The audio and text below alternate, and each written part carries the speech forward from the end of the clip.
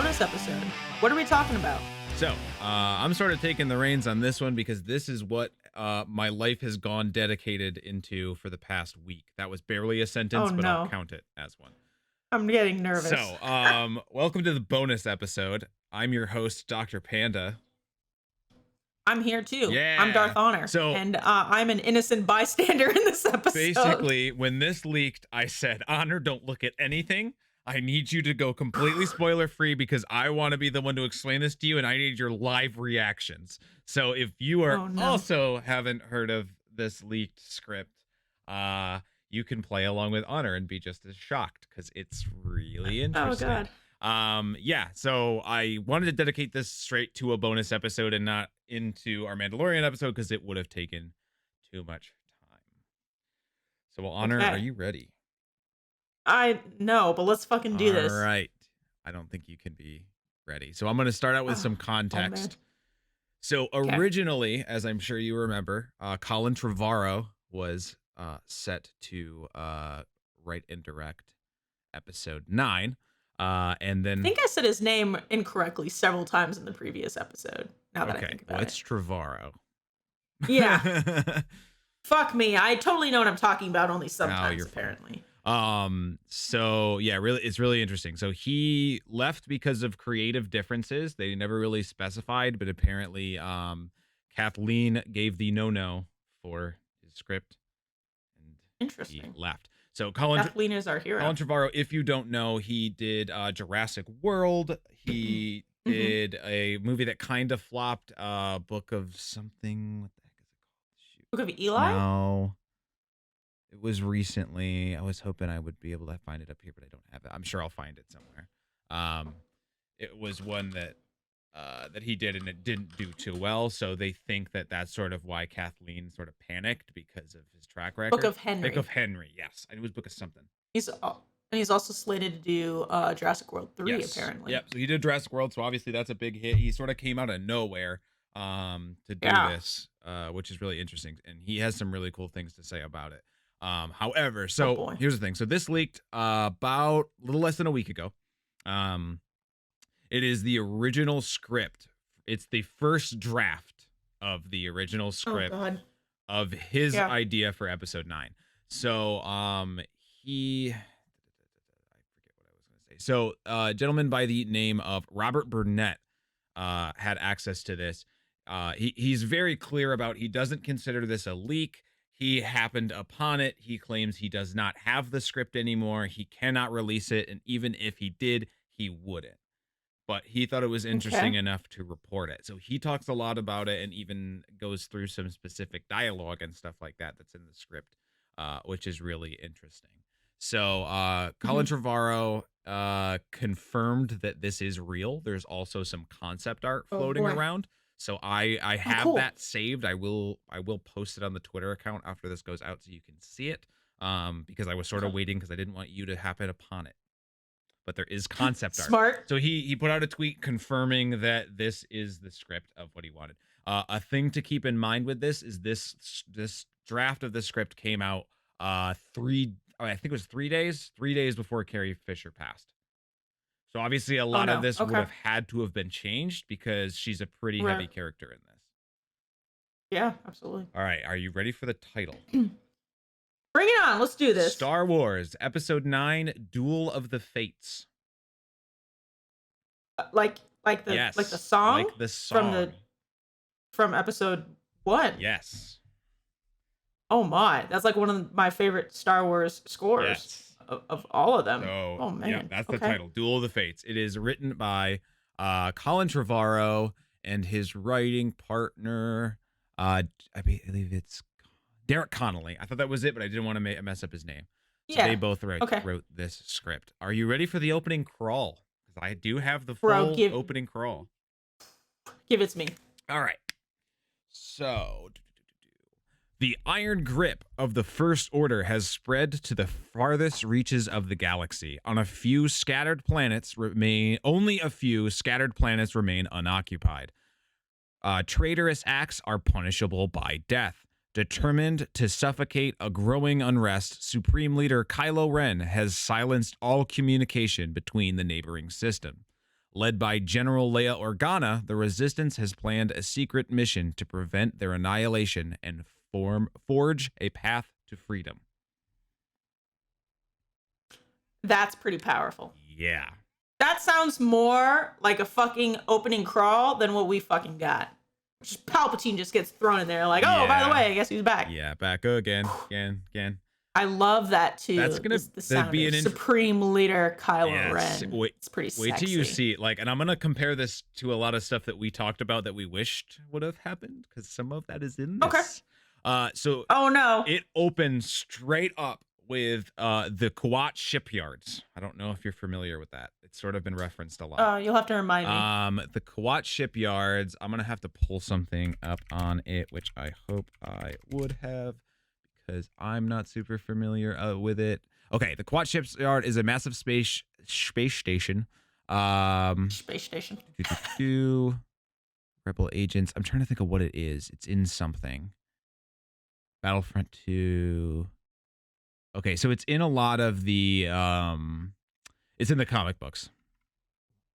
Okay. So that's why we're not super familiar with it. But apparently it's a fan servicey place. Like, people know this place and it's never been there. But it's basically where the Empire keeps all their equipment, all their Star Destroyers, all their everything.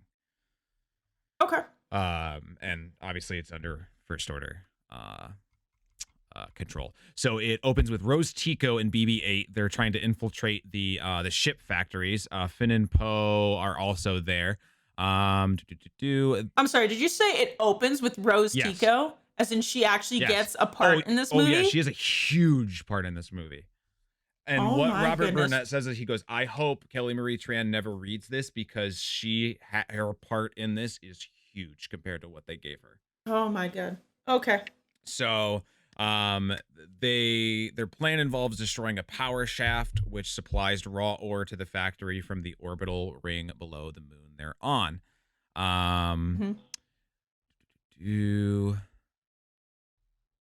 This isn't going to super specific. So basically what happens is, are you ready for this? Oh my goodness. They steal a Star Destroyer. They steal like a whole Star Destroyer? A whole Dreadnought class Star Destroyer. Oh, a Dreadnought. Dreadnought Star Destroyer. The balls on that ship. Yeah. Okay. So they steal that ship. It's Finn, Poe, Rose and BB-8. Rose and BB-8. And they steal a whole ship, and they eventually land that back at the Republic base. But that's what that scene basically is. So that's the front opening. It goes straight into a battle with them stealing a freaking Star Destroyer. I mean, if you think about it, this is very indicative of Star Wars. It always starts off strong with a very it doesn't like play around. Like, it gets right into a very action scene. Like, there's stuff been going on. That's the whole point of the opening crawl, is to it's gonna fill in that gaps for you, and you're just gonna feel like there's no slowly building into it. You're just right back in it. Oh man. So then it cuts to a scene where Rey is disguised as a Tusken Raider. Oh, big fan. I could cosplay the hell out of that. Okay. And reveals a new weapon. Oh my god, please tell me it's a double-sided yellow lightsaber. It's double-sided, but it's not yellow. So it is is it red? Because that's the only thing that would be better for me. It's blue. It's a hybrid of Luke's broken saber, destroyed in The Last Jedi, and another one fused together with her staff. Oh my god. I just got goosebumps. Okay. I mean, it makes sense. It would make sense that she has a double-sided lightsaber because of her staff. Right. So she meets up with them, with the Star Destroyer, helps to secure that, and then the Knife 9 pursues them. The Knife 9 is carrying the Knights of Ren. Oh, have a much larger, and they actually have names in this. Oh, they have names. I mean, they have names. They just are never said in the fucking. Yeah, I believe they're said in because they have Funko Pops of them. Yeah, but anyway. Okay. They have personalities. They're real people. Yes. So crazy concept. They come right after to the shipyards. There's an admiral there that let them escape, air quotes, and they kill him. The Knights of Ren just walk up and just kill this dude. Sick. Okay. So are they just supposed to be like vigilantes? Like they don't follow anybody? no, they're still the Knights of Ren at this point. But they No, I know, but like they don't follow a side per se. I mean, they're still loyal to Kylo. Like. Well, right, but they don't follow one side or the other of this intergalactic battle. I guess. Yeah. But I mean, they only kill... It sounds like they're more loyal to Kylo Ren than they are to the First Order. Yeah. Yeah. I mean, they kill this dude because he let them escape. Right. Okay. Yeah. So, we then pan to a familiar planet. Oh. Any guesses on what that planet would be? Tatooine? Nope. Jakku? Nope. Not been in any of the new ones. My favorite planet ever. Think prequels. Not in any of the new ones. Oh, Geonosis. Oh. Camino. Coruscant. Oh, God, why haven't we been back to Coruscant? I know. And this is a misconception because every time I've said this, somebody goes, wasn't that blown up? And they blew up Hosnium Prime. They did not. Who thought that they blew up Coruscant? My friends that I talked to about this script. Anyway, just in case that's a thing. So the city's like in ruin. So it's once vibrant city. It looks very different. The place has become a stronghold for the First Order. So in the concept art, you'll see it's these disheveled buildings, and there's this giant ship just attached to the top of the tallest tower, and that's where their First Order base is. So they basically taken over the city. Everyone that was once wealthy is now like in poverty, basically. There's like a whole secret society living underground the city. It's just, there's oil barrels, everything like that. Like it's just in ruins. So we then see newly proclaimed Chancellor Hux. He is no longer general. Does he live for longer than 5 seconds in this script? Yes. He has a bigger role, but not much longer than 5 seconds. Okay. Copy. I like General Hux personally. Yeah. So he's now proclaimed himself Chancellor Hux. And he got promoted. Yes. So he's basically in charge of all the Coruscant stuff. They bring a traitor to them who helped the Resistance escape with the Star Destroyer, and they execute him right before. Oh, okay. Right before Chancellor. So then he goes into this sort of meeting with the First Order, a variety of different alien warlords who are all too aware that Rey is still out there. There is a last Jedi. And they pressure Chancellor Hux on the location of where the heck Supreme Leader Kylo Ren is. So they're not together. No. So Hux says all he knows is he's searching for a great power that will help them. Okay. Interesting. We then pan to your boy on Mustafar. Give me Ben. So on Mustafar, which you and I talked about this the other day, found out that that's apparently where the planet was in the beginning of our version. To be honest, that makes sense. Where Darth Vader's castle. What is it called? Oh, it's funny that you mentioned Darth Vader's castle. I knew it exists because of the Star Wars Lego set. Yeah. And it was in Rogue One. Yeah, you're right. So, I forgot about that. It's Kylo Ren. He has stubble. He is very disheveled. He has been. Oh my God! Wait. Rewind and please say that again so I can have that. Kylo Ren has stubble. Oh man, I'm getting hot and bothered right now. So it's getting warm in here. So he's like, they basically are having him look like he's just so disheveled. He's been searching for this for like forever. It's him and a droid. It's similar to the one that Darth Maul has, where it's sort of like a scouting droid. Yeah. And he's being haunted by the ghost of Luke Skywalker. Of his father?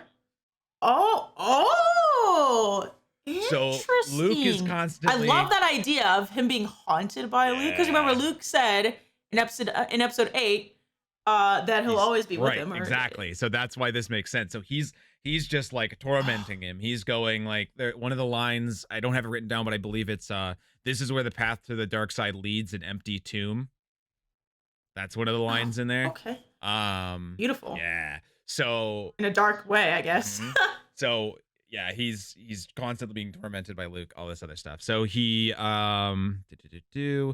he snaps back at him, vowing to be powerful than any Jedi, and then inside, which is very, very much like their. Sorry, I don't mean to keep interrupting you, but it sounds very much like their his little when they're on Crate, when he's fighting Force version of. Oh yeah. He snaps at him. I don't remember what he said, but it's everyone to fire at that man. Oh, I'm talking about when he's on the ground. Well, yeah, I know, but I still like that quote. Every time I think of that, I just reminds me of it. Every time he yells, I like it. Are you looking up the quote? I sure am. But go ahead. Right. Well, I don't know that you want me to continue then, because this last part you're gonna probably stop me. So I want to make sure you're on a good tangent or on a good place to continue. Okay. Let me see. Right. Hang on. Let me look real quick. Kylo Ren to Luke Skywalker fight. You're talking about when they're on the ground and they're. Yeah. Yes. Because I think he ends it by saying "See you later, kid." Right? He does. Yeah. So that's why this felt more natural to me. Okay. Well, I don't see it, but that's no worries. Okay. We'll come back to it. In Vader's castle. What's one thing that you said you kind of wish the Wayfinder was instead? Is it a fucking Sith holocron? Sith holocron. It's almost like I know something about Star Wars or something. Which reveals a message from Emperor Palpatine. Now, this is the only mention of Palpatine in this entire script. Thank the Lord. And he is a hologram. Okay. He is not actually there. Oh, so he's in it just enough for them to give him credit for being in the movie. So what this is, this is a holocron meant for Darth Vader. It's a contingency plan. It's basically his last will and testament. So in it, he reveals, he basically says, "Yo, Vader." That's exactly how the Emperor talks, if you didn't know. If Luke kills me, this is what you need to do. You need to go to this planet and meet with a Dark Master named Tor Valum. Oh, that's one hell of a great Sith name. Valum. Okay. And he basically says he's Palpatine's teacher.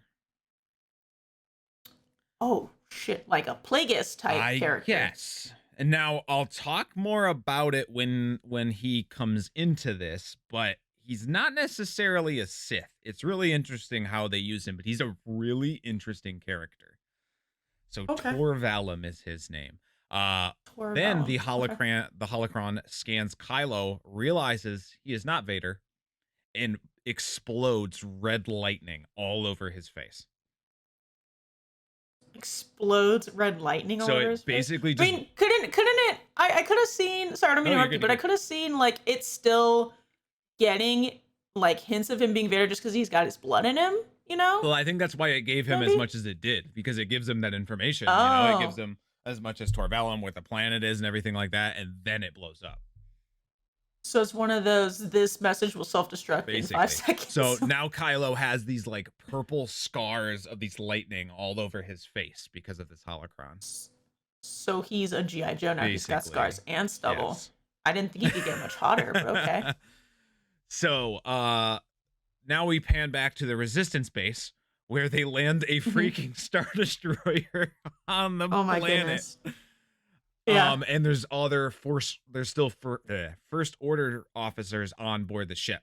So Rey mind tricks them. Oh, okay. To get them off the ship, and they keep them captive. Then Rey has this dialogue about she doesn't know if she has what it takes to be a Jedi. There's so many people with high expectations. And then she starts talking about Kylo Ren.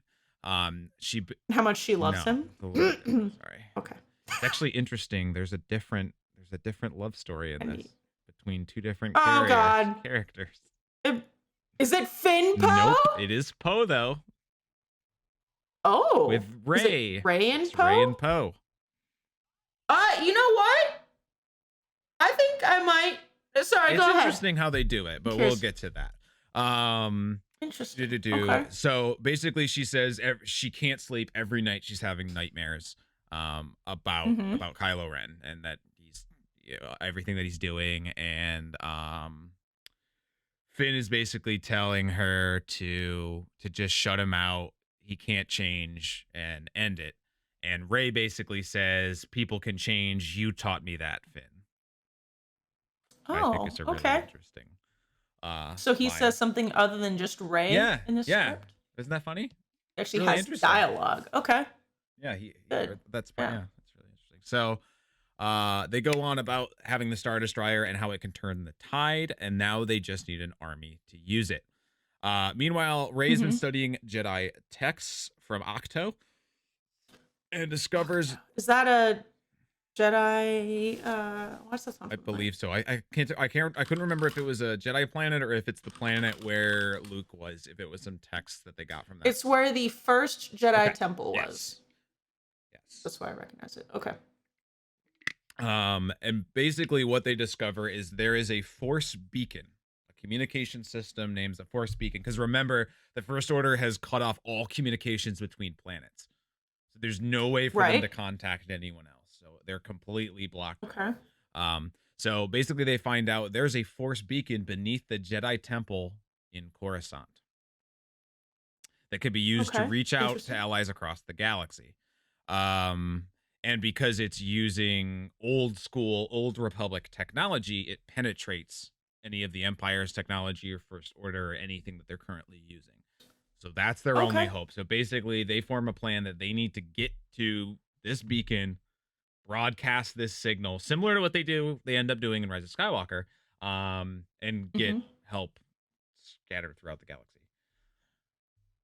Okay. So that's that scene. What do you think so far? I'm kind of mind blown because this is so much different. Like it's a 100% turnaround from what we got. Like, and it feels more authentic and more real. Like the entire idea of Kylo being haunted by Luke Skywalker. You know, at first I kind of was a little bit wary about that idea, but if you think about it, first of all, the word haunted could be maybe a little bit misleading. Like, I don't think Luke would be there with any necessarily bad intentions. He could be there just by haunted, you know, it could be more of like his presence is there and maybe he's trying to, I don't know. I love that. I love that idea. Yeah, from what I gather, because Luke told him, said he was going to be around, even though he's not there anymore physically. Right. Yeah, he's he's sort of trying to get him back to become Ben Solo, but he's also just, you know, around. But I appreciate how this version seems a little bit more real to Kylo. Like you and I talked about in the previous one, Kylo's to the both of us just seemed so deep in the dark side. Like he could not crawl his way back out of there. And I don't know what happens later in the script, and that's fine. It might change. That's perfectly fine. But like at least this, I just like the idea of him kind of crumbling. Oh no, it's better in the way that you think it's going. It doesn't go the way that Skywalker does.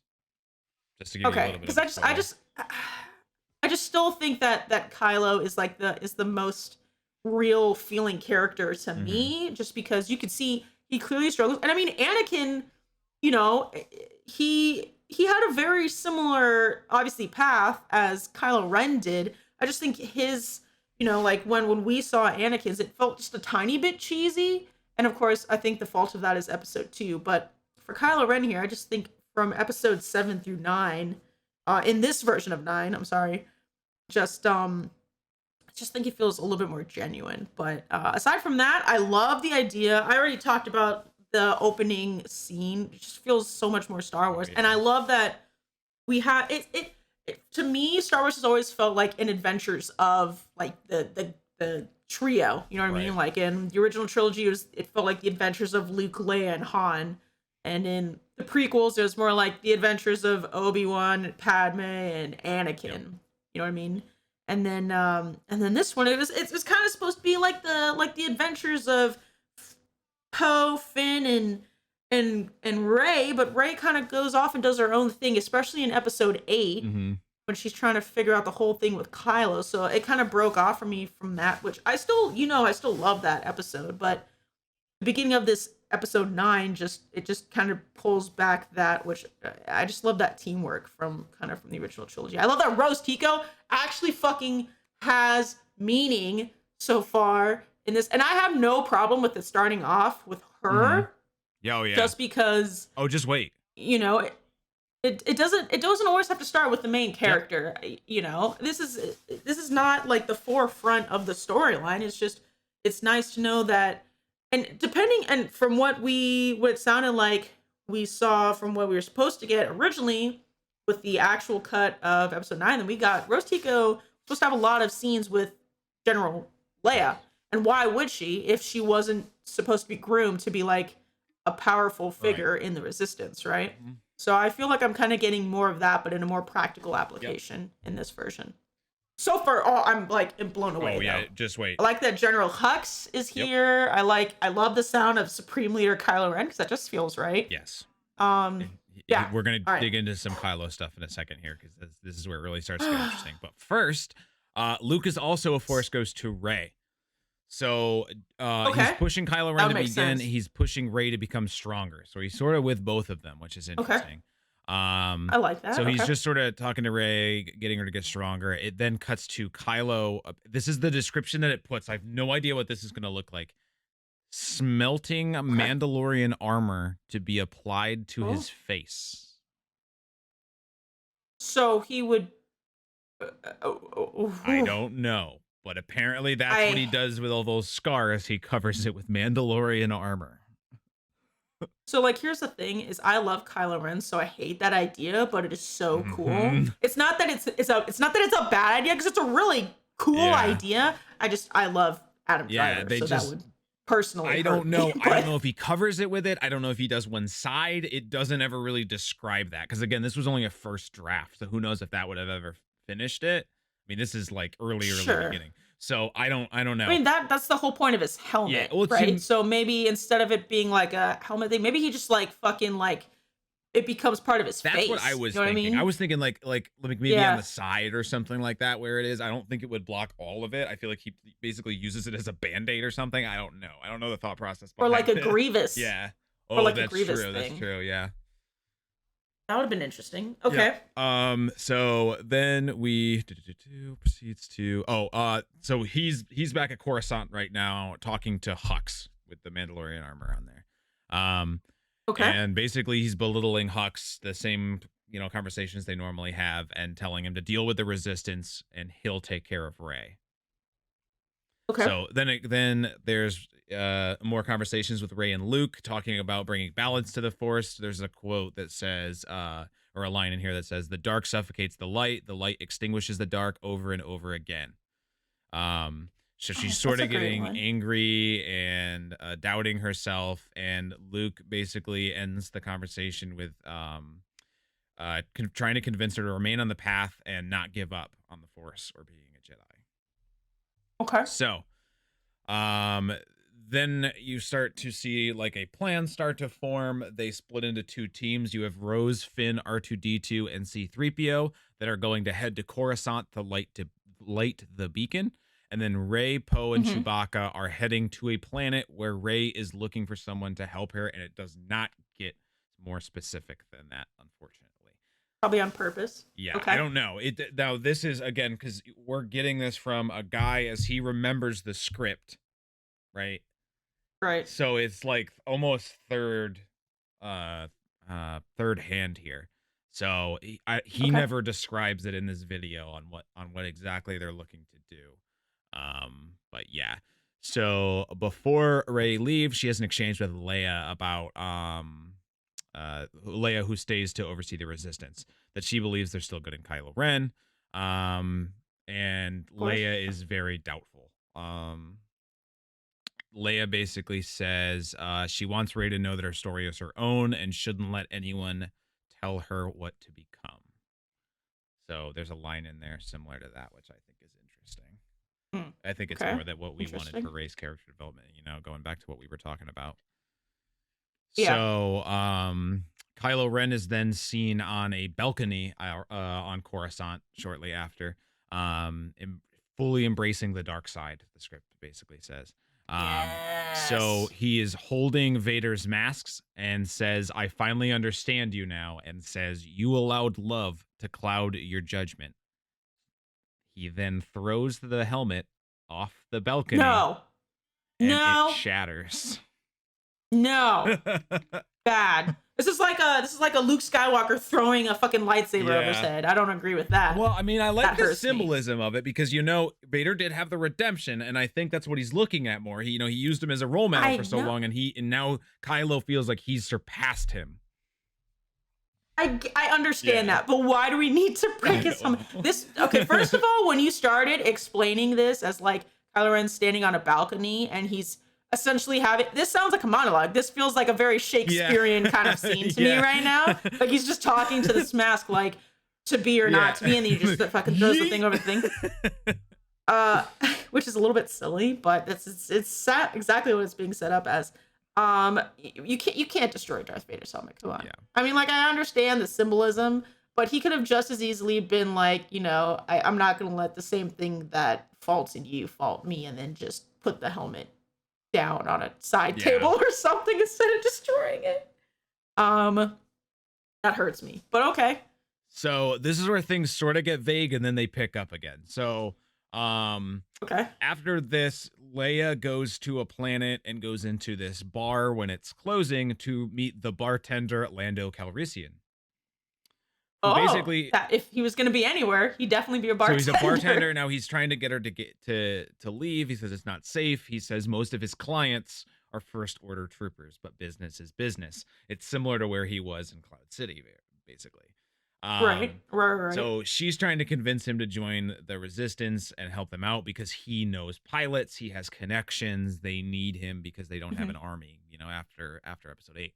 So he has like the secret room in the basement. They talk about it, and he basically shuts her down and is like, we already won this war once, and what good did that do us? Is the line that he says, which I think is really interesting that they sort of play on that because that's not something they really mention. That it sort of starts all over again. They're basically doing this twice. So he said, we did this war once. What good did it do us? And then, basically says sorry, and I can't help you. And Leia leaves. I kind of like that version of Lando. It feels very authentic to his place in episode 5. So, basically, First Order tracks down the stolen Star Destroyer. The Resistance is forced to go on the run because they're tracking him. The first team managed to, and then the team of what would I say, Finn, Rose, R2D2, and C-3PO get into the Jedi Temple. C-3PO has a line like, "This isn't the Jedi Temple," because it's like disheveled. There's like oil drum fires. There's people living in it that are like homeless. It's like decrepit and that kind of a thing. Yeah. So that's really interesting. So they have some stuff in there. They finally light the beacon. I believe it's Rose that actually lights the beacon. Okay. I don't have a whole lot of notes on that, but I remember that being in the description of it. But I'll give you all this stuff to put in the description and give you the videos. There's 2 videos. They're about 4 hours total. There's 2 hours each where he goes into depth on everything more than I can. But yeah, here we go. Then the signal goes out and it basically pans out to a bunch of different characters receiving this message, different alien planets. There's kids seeing it. Broom Boy is back again in this. He's in Coruscant. Broom Boy. So he hears the message. It sort of pans to him. And then it pans to Bosk. Do you remember Bosk? Like B-O-S-K? B-O-S-S-K. What's that name? Ooh, that name sounds familiar. Who's Bosk? He's a bounty hunter. He is in episode 6, I believe. He might have been in 5 too. He's that lizard dude with like the white or the yellow. Oh, yeah. Yeah, Bosk. Yeah. So he basically has like this whole throne basically, and here's this message and then kind of says, crap, I gotta help now. And sort of gets up and that's all you really see of him. So that's really interesting. Meanwhile, Rey and Poe and Chewbacca are being pursued by the Knights of Ren to a planet called Bonadan. Ooh. Okay. Is that a new planet? I believe so. I believe so. So, now we come in to an interesting Kylo Ren part. Kylo Ren finds Tor Valum, as the Emperor hologram told him to, on a planet called Remnicor. He's an alien. That one I've definitely heard he's of. an alien of unknown origins who's approximately 7,000 years old. So they sort of described him as being Lovecraftian in appearance, but there is a picture of him in the concept art. So again, I'll show you that once we get through this. So Kylo finds him and basically starts training with him. Similar, they describe him as like the dark side Yoda. Okay. So he has some training scenes and stuff like that, and eventually he is getting frustrated and talking about how he wants to become more powerful, this and this, and he is confronted with a vision, I guess, if you will, of Darth Vader, basically like the Emperor Strikes Back cave scene, and he fights him. Yeah. So they have a full battle, and Kylo loses. I can only imagine how badass that scene would be. There's concept art for that too, and it's sick. I'm sure they could have had oh god. Oh, his voice. Force, no. Not Force, fucking when it comes to it. You talking the voice of Vader? Oh my god. James yes. Earl Jones? I'm struggle busting. Thank you. They could have had, I'm sure they could have put his voice in there too, so he could have been credited. They used him. They used awesome. him in Rogue One. So yeah. Cool. So then it sort of ends with him defeated by Vader. And there's some lines in there, and I don't have them written down. I want to try to find them because they're dope, but I don't have them right now. So Rey gets taken to a seer who's able to pull information from her memories, because basically, it's the kind of connection that they were talking about before between her and Kylo. So they're basically turning her memories into a star chart to find out where Kylo Ren is. So right as they're doing that, the Knights of Ren. The Knights of Rey. Yes. Yeah, the Knights of Ren go, screw down. Kylo, let's join Rey, and they become good, and it's great. Knights of Rey. Right, so the Knights of Ren show up, and they have a giant lightsaber battle. And Rey is victorious and kills them all. Hell yeah. So there's a dialogue between her and Poe at this point where she's going on about how she doesn't feel like she's the Jedi that she should be. She shouldn't have killed them. They're not the Jedi way. Poe is trying to rationalize and be like, well, sometimes Jedi have to kill. It's fine. Don't worry about it. She talks about how she's no one, and Poe says this line that they use a lot. No one is no one. So no one is that follows this story around a lot. So at this point, she basically is saying, I need to go on my own. You got to get out of here. So get on the ship. And he's like, hell no, I'm not getting on the ship. And she tries to mind control him. And he obviously knows what's going on. And she's going, you will go on the ship. And he's like, I'm not leaving you. And she keeps doing it and doing it and doing it. And then she finally does it and like screams it basically. And then they kiss. And then he says, I will return to the ship and leaves. That's funny. So I thought that was kind of interesting. I don't think I buy Rey and Poe, but it's kind of cute. I think the reason is because there's no background to this relationship previous to episode 9. Yeah, so it's interesting. There's like barely any encounters, so it just what Rob Burnett describes it as is he says like earlier on he sort of goes back and says that there's a lot of dialogue of them sort of having that banter, so it's not like it's completely out of nowhere. You sort of know it's coming, but this is where it happens. So that's interesting. Then you find out Kylo Ren is being frustrated with Torvallum and is basically saying, I'm going to be greater than any of the other. I can't. There's specific lines again that I don't have. But basically, he kills Torvallum. Torvallum also taught him how to basically use the Force to suck life out of people, basically like a vampire, like a fucking Dementor. Yes. So he does that to a bunch of different species, and then he does that to Torvallum and recovers. Basically, now he has Torvallum's powers. Like he just becomes insane. He's what's the little pink guy that Kirby. Yes. It's funny. He's a mix between Kirby and a Dementor. I have a Kirby figure right here. Oh my goodness, he's yes, Kylo Kirby Ren. Kirby. Oh my god, that's gonna be the name of this episode. There we go, Kirby Ren. So Rey then finds Kylo on Mortis. Then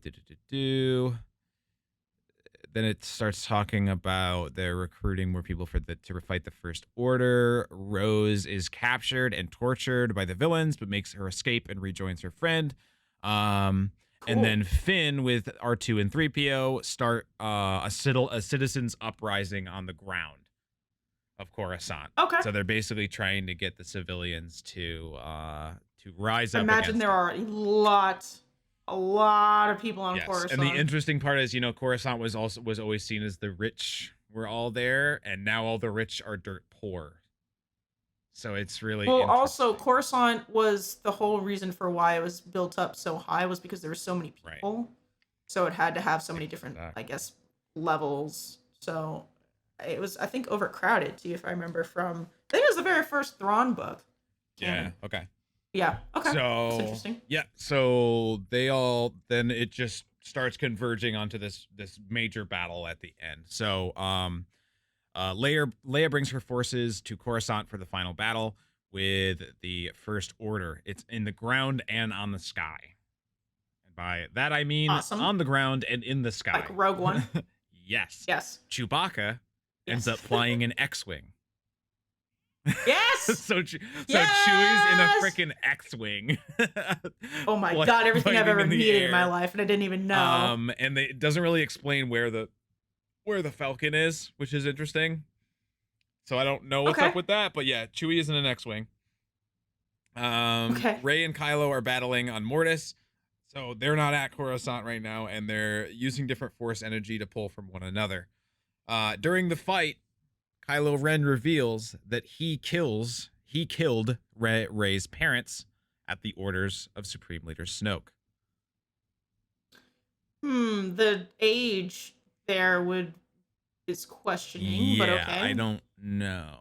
But I mean, I guess it could have been after they left. He could have tracked that down when they realized that. I don't know, but that's basically what they're saying is that he killed Rey's parents. That might be fair, just because it's only in episode 9 that they say that they were killed right after they left. So if they lived longer than that, right, and that's sort of what I was assuming. Then okay, interesting. Okay, I have personal feelings about that, but okay. So then you have the Force ghosts of Luke, Obi-Wan, and Yoda that appear to try to save Ben, but are unsuccessful, and he is ultimately extinguished. What do you mean extinguished? Like Ben is gone. But like he is straight up Kylo Ren, evil boy. Oh, he's gone to the dark side. Oh, I thought you mean he was like dead. I believe he is here too. They say we don't know exactly how he dies or what happens to the ancient Sith, but we do have clarification now that that what's his face, the ancient Sith, is dead. But clearly there was no plans for the villain to have a redemption, so he dies there. They don't really go into details about how. Okay. That's why he dies as Kylo Ren, not as Ben. So there's no redemption for Kylo Ren. I mean, I always said I preferred him being dark and evil. Yeah. And I don't know why he has to. I hate the idea of him having to die, but they did say that their Han Solo would have made a cameo appearance to try to confront him at some point. And obviously the resistance ultimately wins the whole thing. Okay. So that's pretty much Duel of the Fates. I'm trying to think if I missed anything, but I don't think I I have so many thoughts. Yeah, it's really interesting. I'm gonna send you this concept art too, and we'll try to make sure we post this on the. Okay. I mean, I think the end feels like there's some strings Well, missing, and I again, think, I'm but missing a lot of strings because there wasn't a lot no, no, no, on there, you know. that's a So I fair don't point. know, I but think obviously they would have. I'm not blaming you for that. I'm trying to like figure out how I feel about the end, and Oh, I it's remembered because we're something. missing some stuff. I It's hard for remembered me to have a something. whole The beacon, the grasp. message that they send is Leia. It's Leia, basically like Episode 4, saying that Oh, you're our only hope, and broadcasting that everywhere. So it's a oh, I projection love of that. Leia across everywhere. Yeah. Okay. I mean, I mean, to start off with, this is better than what we got just from what the little details that we have. Again, my personal opinion, but I think what helps with that is I think it follows definitely better than what we got, but it definitely follows after episode 8 Right. better. Yeah, that's my Um, main takeaway from that. yeah, and I think the one of the biggest things that bothers me the Mhm. most about episode 9 is just that so many characters, like unforgivingly, were just completely forgot Right. about. You know, just like Poe had no meaning in episode 9. Finn had no meaning. Rose was barely even there. Leia, who is such an important character, I just felt like she deserved a bigger part. And again, I know unfortunately she was gone, so there wasn't a whole lot that they could do with her character, but they did also admit that they had a bunch of other footage of her they could have put in there. So in this rendition, in Trevorrow's version, it just feels like, even for just a first draft, it just feels more put together. Every character, actually, even Hux has more meaning in this Right. version than Yeah, Rise and of they Skywalker. never I say love the anything that title happens of to Duel of the him. I Fates don't too. know what happens to Hux. They never really go into details about that, at least from what I've seen so It's far. better than him turning and then getting automatically killed a hot Yep. second later. It's just, yeah. I'm glad you told me that, because that's I'm a little upset that that's not what we Yep. got. But I love I mean, here's the thing is, I feel very conflicted now that I've gotten Ben Solo, like a redeemed Ben Solo. I'm like, now, do I really want him to stay evil? Which, if I don't think about episode 9, the answer is Right. yes. And I like the idea. I really love the idea of him just fully, because it's very different than Darth Vader. Like you said with I call it the Shakespeare Mhm. scene, but he fully commits to the dark side. He doesn't get redeemed like his grandfather Yep. does. He is so infused in the dark side that just it kind of destroys him, essentially. And I love the idea of Luke, Obi-Wan, and Yoda being there to try to pull him back to the light side, but him just being completely engulfed by the dark side. Yeah, it's Yeah, really interesting. I just sent wow. you the concept art. But yeah, that's Duel of the Fates. It's crazy. Oh man. Yeah, it's nuts. I'm about to Okay, post this that on Twitter. Ray one, Right? we're gonna make sure it's on Yeah. Twitter so you guys can I'm see doing it. it right I'll now. probably also put it, yeah, so you can go see it at KOM Podcast on Twitter. But wow. Yeah. Oh, and the Vader Yes. versus Kylo one, but like, oh man. There's also I love this one too of Leia and BB-8 because it is so parallel to Leia kneeling in front of R2D2 to do the exact same thing. Yeah, and this one doesn't have it, but there's in, another one that I'm episode 4. retweeting right now where it has Luke grabbing Kylo's saber as a ghost. Oh, that would have been cool. It's really sick. Oh man, sick. Yeah, I mean, I'm glad I didn't go and look at it. This has been this is interesting because normally I'm very up to date on Star Wars stuff. I know I get little details mixed up all the time. My brain works very fast and my mouth moves faster, so I apologize for anybody that wants to get like all uppity in comments. Please don't. Not worth it. I promise you. I actually know what I'm talking about. It just doesn't sound like I do. But that definitely would have been interesting to see. I mean, I feel very confident that I would have liked that better than what we got. Sure. But as Mick Jagger once said, you can't always get what you want. I mean, you got to take it all with a grain of salt. It obviously happened 3 days before Carrie passed, so they probably would have had to redo a lot of it. And that's And only draft fine. 1, so there could have been a lot of different changes and stuff like that. It would have probably been ripped apart a lot too. So yeah, but I feel more confident about that first draft than than what we got. But so let us know what you guys think. Okay. You can find us on Twitter, like we mentioned, do. at KOM Podcast. We're also KOM Podcast on Instagram, or you can email your thoughts to kompodcast@gmail.com, and we'll be sure that all that stuff is in the show notes for this as well. Yes, or you could also reply to the YouTube video version of this on. This one's gonna be on my channel on Darth Honor's. That's my YouTube channel, so go ahead and throw your comments in there as well. This will obviously, like I mentioned in episode 2, this is also gonna be on Spotify and iTunes. So if I'm not mistaken, you can leave a review on iTunes for this episode. We already have we will be keeping track of all of them. reviews right now, which is really awesome. Seriously? Yep. You didn't tell me that. That's awesome. 3 5-star reviews and 1 comment from our dear friend Palshi. Oh, no kidding? Oh, man. I'm going to have to pull that up afterwards. And we actually have a comment from my friend John Loves Gaming for episode 1 on YouTube as well, with some of his thoughts about the Rise of Skywalker. So to the people out there who are just starting to follow us right now, this is very new. This is a project that we literally just kind of figured out last week, but we are very, very excited for it. We literally have plans for like the next 2 or 3 months straight of content that we want to do, and please keep tabs on us because we cannot wait. And we're very excited to keep sharing our love of Star Wars with you guys. That's all I have. Until next time, we have spoken.